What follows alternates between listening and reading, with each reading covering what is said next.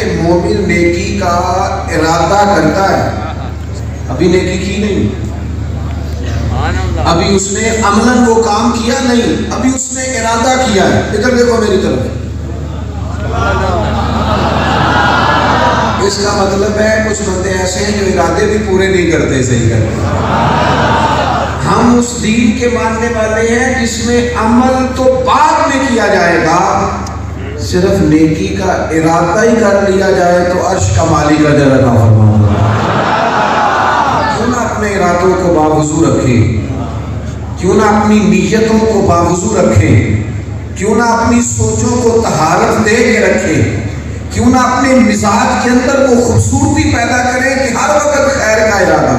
حضرت موسیٰ کلیم علیہ السلام کو طور پہ جا رہے تھے، قحط کا زمانہ تھا، تو حالات اس طرح کے تھے کہ لوگوں کو بڑی شدت سے آٹے کی، اناج کی، کھانے کی ضرورت تھی۔ تو ایک شخص رستے میں ملا، عرض کرنے لگا، اے اللہ کے کلیم، کوہ طور پہ جا رہے ہیں، یہ ٹیلا دیکھ رہے ہیں آپ ریت کا، میرے دل کے اندر اتنی تڑپ ہے غرباء کے لیے، مساکین کے لیے، رب کے بندوں کے لیے۔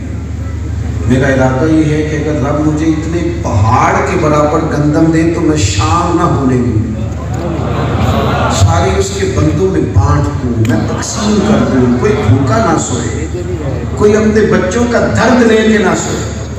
میرے دل میں یہ خواہش ہے کہ میں اتنا اللہ تعالیٰ مجھے اناج عطا کرے تو میں شام سے پہلے پہلے اس کی مخلوق میں بانٹ دوں۔ حضرت کلیم کوہ طور پہ تشریف لے گئے تو مالک کریم کی طرف سے پیغام رحمت آیا، اسے کہہ دینا تو نے ارادہ کر لیا ہے اور تیرے رب نے اجر بھی عطا فرمایا۔ یار اچھے اچھے ارادے تو کرو، ساری زندگی یہی ارادہ کر لے کہ اللہ پیسے دے تو گاڑی بڑی لوں گا، ارادہ بھی کیا تو کیا کیا، مجھے مال مل جائے تو میں مکان بڑا کر لوں گا، میرے پاس پیسے آ گئے تو موبائل مہنگا رکھ لوں گا، یہ فلاں یہ گھر کے سامنے والا پلاٹ، وہ ساری زندگی سوچا تو اپنے لیے، خدا مجھے ایسی خدائی نہ دے کہ اپنے سوا کچھ دکھائی نہ۔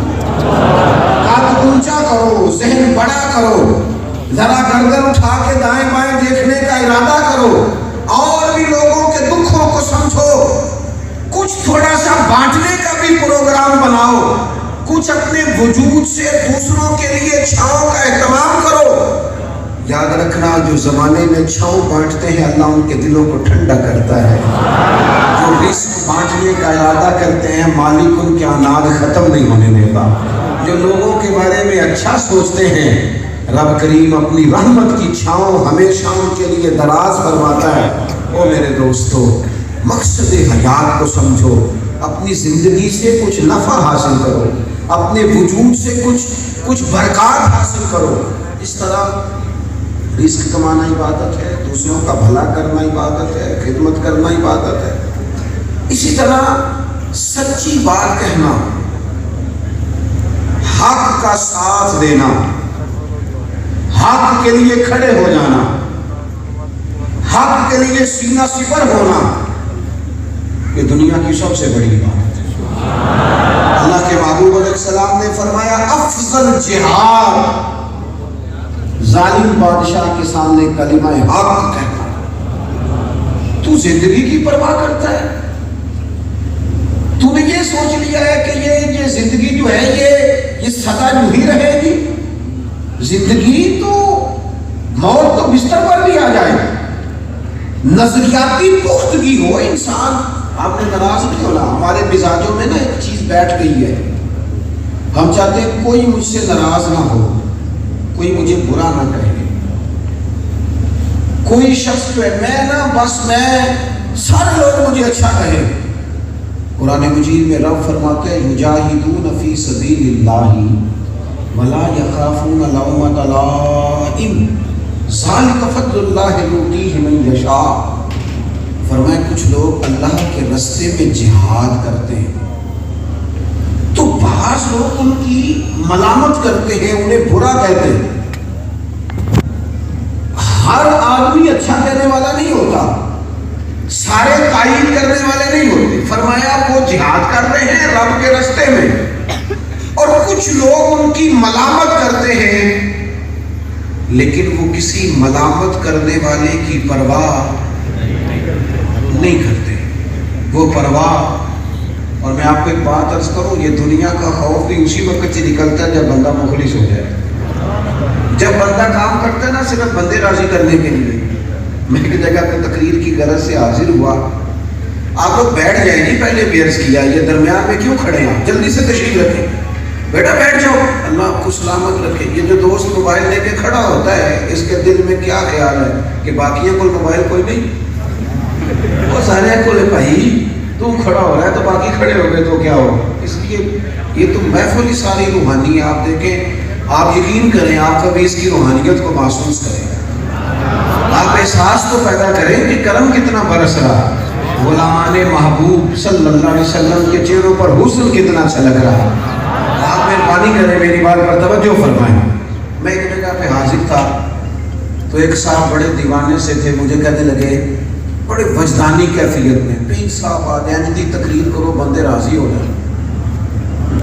میں نے اسے تبکی دی، میں کیا نام ہے بالکل نہیں. تو میرا چہرہ یوں دیکھنے لگا، کہنے لگا جی کیا مطلب. میں کیا میں نے کچھ نہیں کرنی جتنا اللہ راضی ہو جائے. بندے تو راضی بھی ہوتے ہیں پھر کوئی دیر کے بعد ناراض بھی ہو جاتے ہیں، اپنا اپنا معیار ہوتا ہے.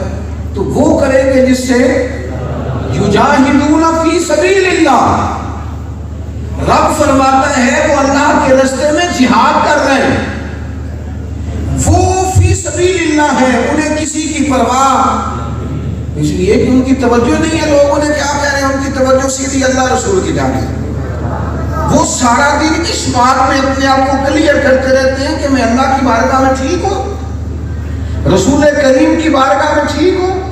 دنیا کے سامنے اپنے آپ کو کلیئر نہیں کرنا چاہتے، اللہ رسول کی بارگاہ میں صفائی چاہتے ہیں. فرمایا لوگ انہیں برا کہتے ہیں پر ولا یخافون لومۃ لائم، وہ کسی ملامت کرنے والے کی ملامت کی پرواہ نہیں کرتے. رب فرماتا ہے ذالک فضل اللہ، یہ ان پر اللہ کا فضل ہے. اللہ کے راستے میں جہاد کرتے ہیں اور کسی بندے کی پرواہ نہیں کرتے، کوئی اچھا کہے برا کہے، یہ ان پر اللہ کا فضل ہے. اور فرمایا یؤتیہ من یشاء، یہ وہ فضل ہے جسے رب چاہتا ہے اسے عطا فرماتا ہے.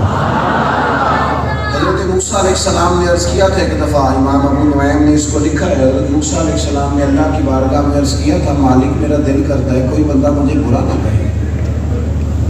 اللہ کے نبی معصوم ہوتے ہیں نا، جب کسی سے برا کرتے نہیں، کسی کو برا چاہتے نہیں. عرض کی میرا دل کرتا ہے کوئی مجھے برا نہ کہے. تو رب کریم نے فرمایا میرے کلیم یہ تو میں اپنے لیے بھی نہیں چاہتا کہ کوئی برا نہ کہے. یہاں تو لوگ معاذ اللہ کس کو معاف کرتے ہیں. مخلوق تو فنکار ہے اس درجہ کے پل بھر میں سنگے درے کعبہ سے بھی اسنام تراشے، تم کون ہو کیا چیز ہے داغے کبابی. لوگوں نے تو مریم پہ بھی الزام تراشے. لوگوں کی گڑ بوک میں آنے کے لیے کوئی خیر کا کام نہ کرو، اپنے رب کو راضی کرنے کے لیے اپنے رب کو راضی. اور اگر تو اللہ کو راضی کرنے کے لیے کام کرے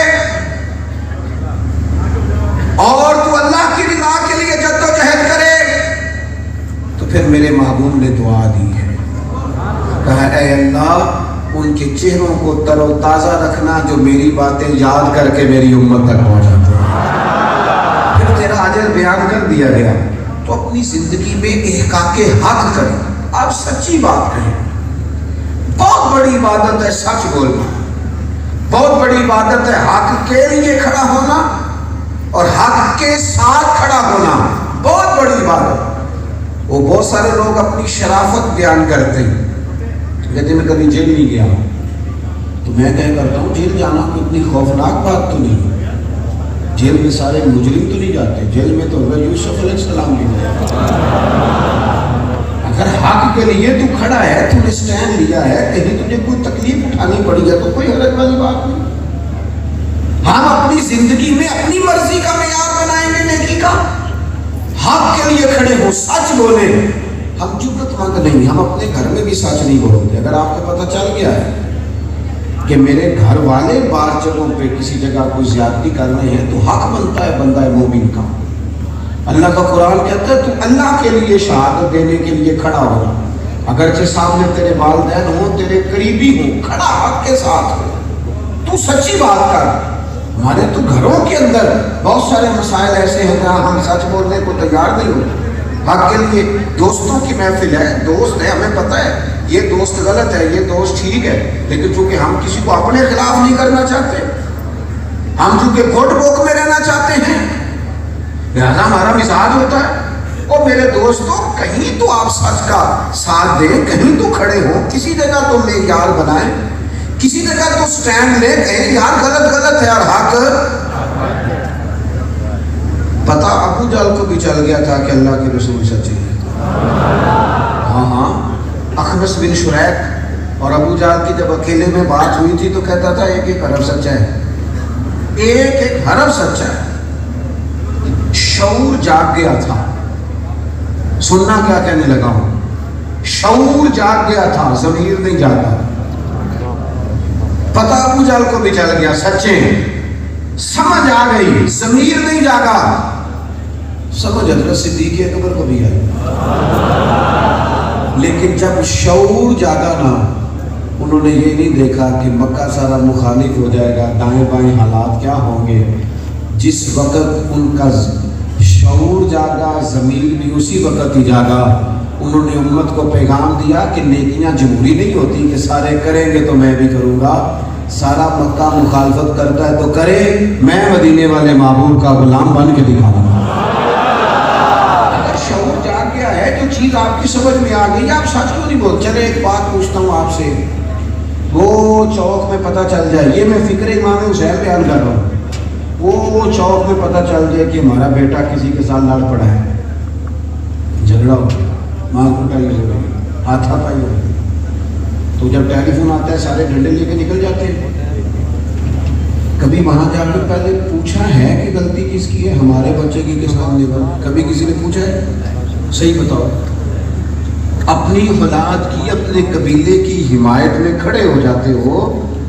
حق تو یہ ہے نا، سچ تو یہ ہے نا کہ اگر وہاں جا کے آپ کو، اور کچھ لوگوں کو پتہ چل گیا وہاں جا کے غلطی ہمارے بچے کی ہے، بندہ مومن کی شان تو یہ تھی نا، تو یہ پتہ چل گیا تھا کہ میرا قبیلہ، میرا بچہ، میرے گھر والے یہ باطل پر ہیں، سامنے والا قبیلہ سچا ہے، تو پھر تیرا حق تھا نا تو اس جماعت میں جا کے کھڑا ہوتا، اور تو اس جماعت کے اندر کھڑا ہو کے اعلان کرتا کہ چونکہ غلطی تمہاری ہے، جس طرح میں ڈنڈا لے کے تمہاری حمایت میں لڑنے آیا تھا، اب میں یہی ڈنڈا تمہاری مخالفت میں چلا لوں۔ کیوں؟ اس لیے کہ میں قبیلہ پرست نہیں ہوں، برادری پرست نہیں ہوں۔ یہ قبیلوں کے بت، برادریوں کے بت مدینے والے رسول نے توڑ دیے سارے، قبیلے صرف تعارف کے لیے ہیں، میں حق پرست ہوں، میں رسول کائنات کا ماننے والا ہوں، لہذا میں حق کے لیے کھڑ کے جرت پیدا کرے اندر اپنے اخلاقی۔ کیوں ملک کا دیوالیہ نکل گیا؟ کیوں غریب سڑکوں پہ آ گیا؟ کیوں؟ اس لیے کہ ہم نے ووٹ برادری کو دیا ہے، حق سچ کو نہیں دیا۔ ہم نے دیکھا ہے کہ فلاں میرے گھر آ گیا تھا، تو وہ تو سارے آتے ہیں الیکشن کے دنوں میں، وہ تو بجلی کے کھمبے کو بھی سلوٹ کرتے ہیں چونکہ دن جو الیکشن کے، وہ تو سبھی کے یہاں آتے ہیں۔ جب تک معیار حق کا نہیں بنتا اور پھر ماحول دیکھ کر حق بولنا، ہوا اس طرف کیا تو لہذا اس طرف نکل جاؤ۔ امام حسین کی فکر کیا ہے؟ حکومت یزید کے پاس، اقتدار یزید کے پاس، تلواریں یزید کے پاس، طاقتیں یزید کے پاس، دولتیں یزید کے پاس، معروضی حالات اور تھے، گراؤنڈ ریالٹی اور تھی، تجزیہ نگاروں کے تبصرے اور تھے، لیکن امام علی مقام رضی اللہ تعالیٰ عنہ نے فرمایا یہ جو حق ہوتا ہے نا، اس میں اپنی ذاتی طاقت ہوتی ہے، جو سچائی ہوتی ہے نا کہ ذاتی قوت۔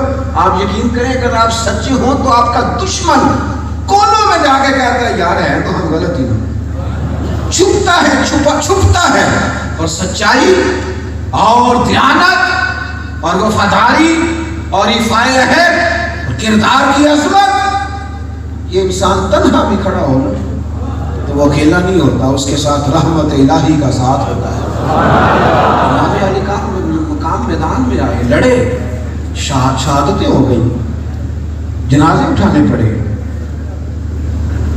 اور میں تقریر کر دوں گا، آپ سن لیں گے۔ آسان ہے کہنا، یہ کہنا آسان ہے کہ امام علی مقام نے اپنے شہزادے کی میت مبارک کو خود اٹھا کے خیمے میں لائے۔ میرا باپ کو اتنا پتہ چل جائے نا بیٹا سخت بیمار ہو گیا ہے، کوئی بیماری خطرناک لگ گئی ہے، صرف اتنا پتہ چلے تو باپ مجھے سو کے دکھائے رات کو کیسے سوتا ہے۔ فقط اتنا پتہ چل جائے نا پردیس میں چوٹ لگ گئی ہے اور اس نے ٹیلی فون پہ بات بھی کر لیا، وہ ٹھیک ہے بالکل، لیکن مجھے روٹی کھا کے دکھائے والد کیسے کھاتے ہیں، کہہ دینا تقریریں کر دینا معاملہ آسان ہے۔ امام علی مقام اٹھا کے لائے۔ میں آپ کو کہہ رہا ہوں زندگی بامقصد ہو، کھڑا بندہ حق کے ساتھ ہو، اس نے زندگی میں کوئی معیار بنایا ہو، اور جب جناب علی اکبر کی مقدس لاش مبارک کو لے آئے رکھا تو پھر حسین ڈرے ہوئے روتے ہوئے سہمے ہوئے گھوڑے پہ نہیں بیٹھے، پھر انہوں نے سر پہ امامہ باندھا، پھر حضور کا عطا کردہ جوبہ پہنا، پھر مولا علی کی تلوار پکڑی، اور پھر میدان میں وہ نکلے تو گرجدار آواز، لہجے میں پاک پن اور جذبات کے اندر وہ جولانی اور گفتگو میں رانائی اور لہجوں اور باتوں کا حسن۔ کیوں؟ اس لیے کہ جب بندہ سچا ہوتا ہے اس کے ساتھ خدائی مدد ہوتی ہے، اور اس سچائی کا اثر کیا ہے؟ وہ دوسری جانب اعلان ہو رہا تھا جو یہ کرے گا اسے گورنری ملے گی، جو یہ کرے گا اسے یہ ملے گا۔ ایک سپہ سالار فوج کا ہور بن یزید جس نے سب سے پہلے امام حسین کا رستہ روکا تھا، وہ امام حسین کی گفتگو سنتا ہے، چہرے پر نور دیکھتا ہے، ان کے جلوہ نور سے پھوٹتی ضیائیں دیکھتا ہے، تو جا کے عمر بن سعد سے کہتا ہے، ابن زیاد کو سے پوچھتا ہے یا جتنے بھی وہاں لوگ تھے ان سے کہتا ہے تم نے تو کہا تھا حسین کا صرف راہ روکنا ہے، واقعی تم نے حسین ابن علی کو شہید کرنا ہے؟ ڈھونڈو گے بھی تو ایسا کوئی آقا نہ ملے گا، پھر تم کو محمد کا نواسا نہ ملے گا صلی اللہ علیہ وسلم۔ واقعی شہید کرو گے؟ کہاں؟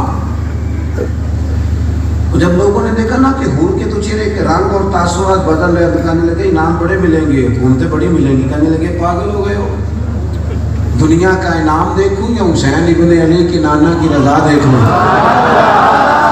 سب کے ضمیر مردہ تھوڑی ہوتے۔ اپنی زندگی کے اندر آپ سچائی کے ساتھ تو کھڑے ہوں۔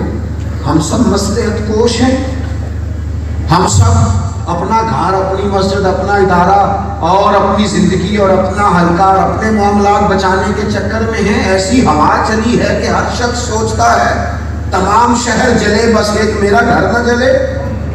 یاد رکھنا پڑوسیوں کے گھر کی آگ اس نیت سے بھی بجھا دینی چاہیے، اپنے ہمسایوں کے گھر میں لگی آگ اس ارادے سے بھی بجھا دیا کرو کہ اگر وہ نہ بجھی تو کہیں میرے گھر نہ آ جائے۔ اگر تیرے پڑوسی پر آج ظلم ہوتا ہے، زیادتی ہوتی ہے، اور تو جرت نہیں کرتا اس ظلم اور زیادتی کو روکنے کی، تو یاد رکھنا یہ لوگ ہیں جو باری باری کر کے سزائیں دیتے ہیں، یہ لوگ ہیں جو الگ الگ کر کے مارتے ہیں۔ اپنی زندگی میں حق کے لیے کھڑا ہونا سیکھیں، بامقصد زندگی بنائیں، اپنے آپ سے کوئی کام لیں۔ ایک بوڑھی خاتون تھی، مسجد نبوی شریف میں جھاڑو دیتی تھی، ان کا انتقال ہو گیا۔ صحابہ نے نبی پاک علیہ السلام کی تکلیف کے پیش نظر جنازہ پڑھ کے دفن کر دیا۔ حضور کو کیا تکلیف دینا ہے؟ صبح محبوب کو پتہ چلا، حضور تشریف لائے، کوئی کام تو کرتی تھی نا دین کا، چلو مسجد میں جھاڑو صحیح، وہ کچھ کرتی تو تھی نا، کوئی خدمت تو کی نا۔ صبح کریم نے فرمایا تم نے مجھے بتایا کیوں نہیں اس کا انتقال ہو گیا؟ یا رسول اللہ رات تھی، آپ کو تکلیف دینا مناسب نہ سمجھا۔ عرش پہ کھڑے ہو کے فرش کی خبریں دینے والے معمول تعلیم امت کے لیے فرماتے کیوں نہیں بتایا؟ اور جب انہوں نے کہہ دیا کہ حضور وہی خاتون ہے تو حضور قبر پہ کھڑے ہوئے، فرمایا صفے بناؤ میں دوبارہ جنازہ پڑھاؤں گا۔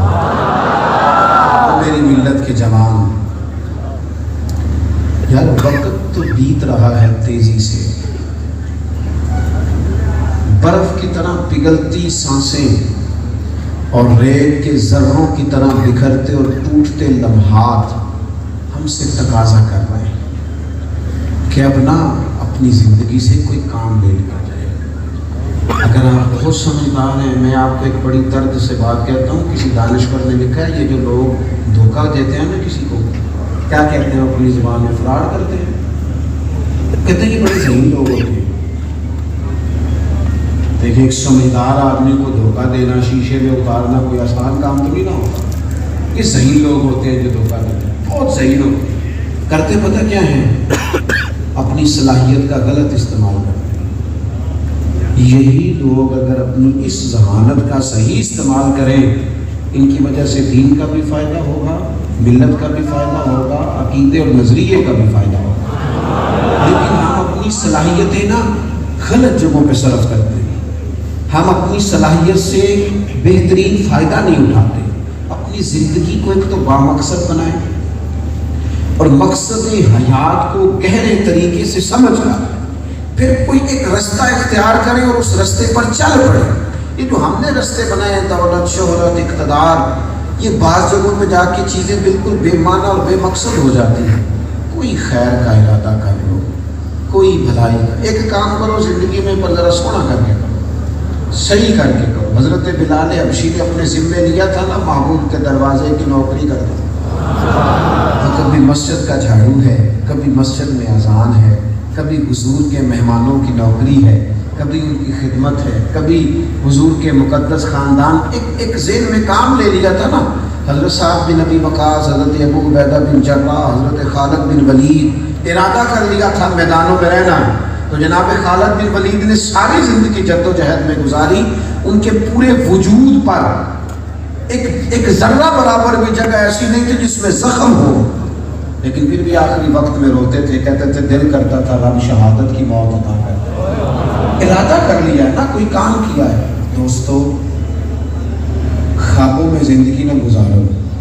تھوڑی دیر پہلے بھی کہا تھا، پھر کہتا ہوں، میری خوابوں سے مراد یہ ہے کہ موبائلوں میں زندگی نہ گزارو۔ زندگی حقیقت میں ہے، اس کا اصل حسن اور اس کا اصل احساس اپنی طبیعت میں۔ ابھی ایک دوست کو دیر پہلے ملے تو کہنے لگے آپ سے ملنے کو بڑا جی چاہتا ہے، ملاقات نہیں ہو پاتی، تو میں نے کہا اس سے بھی اعلیٰ بات نہ بتاؤں آپ، اس میں میرا بہت زیادہ فائدہ ہے اگر آپ تھوڑا سا کر دیں۔ کہنے لگے وہ کیا؟ میں نے کہا مجھ سے ملنے سے بہتر ہے اب میری کوئی بات مان لیں، قیامت کے دن اللہ فرمائے گا تیری وجہ سے اس بندے نے یہ نیک کام کیا تھا، جا تجھے بھی معاف کر دیں۔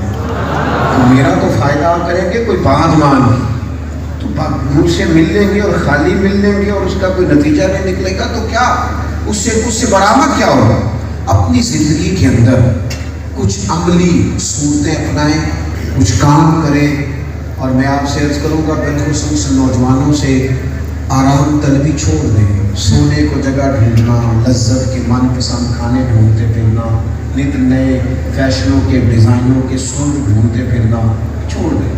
آرام کرنے کے لیے بڑا وقت ملے گا۔ میرے اسا فرمایا کرتے تھے قیامت تک سونا ہی ہے قبر میں، تو ابھی جاگ رہے ہیں تو اپنے جاگنے سے کوئی فائدہ نہ ہو۔